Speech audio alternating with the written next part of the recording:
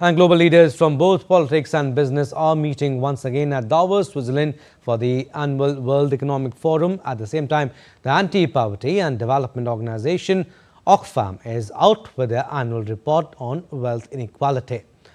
Lars Walter is with DW and joins me from Berlin. Hi Lars, good to have you. What's in the report? Thanks for having me. Well, it's not entirely surprising, but indeed wealth inequality is still on the rise, meaning not only is it a huge problem, but the gap between the rich and the poor is indeed growing once again, as it has been every single year going back decades. And the numbers are truly shocking. Oxfam says that the world's roughly 3,000 billionaires currently hold a combined fortune of $18.3 trillion.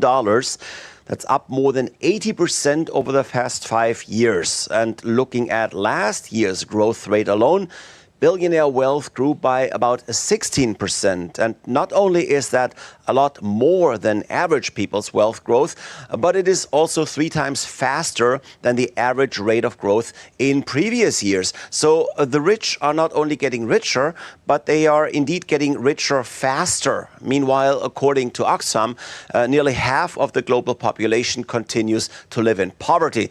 The most shocking line in the report, the world's 12 richest individuals now own more wealth than the poorest half of the global population, or more than 4 billion people. Also, Lars, who are those at the very top of the list, the very richest? Well, most of them are household names. Most of them are from the US. At the very top is Elon Musk, Tesla CEO, and worth almost $350 billion. And a prime example for how things have been getting out of control. Musk, you might remember, was awarded a $139 billion pay package late last year. And that's not in that number he's currently in the books with. That would be additional. And Musk is also a prime example for how money buys influence. In his case, we just have to think back to last year when Musk took over large parts of the US government, slashing costs in different departments, including social services and health programs, with no real mandate at all other than his close relations and financial donations to US President Trump.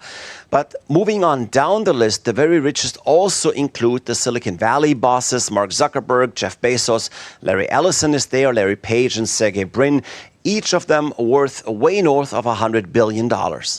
All right, Lars, we'll leave it at that. Thank you for getting us the updates on that story.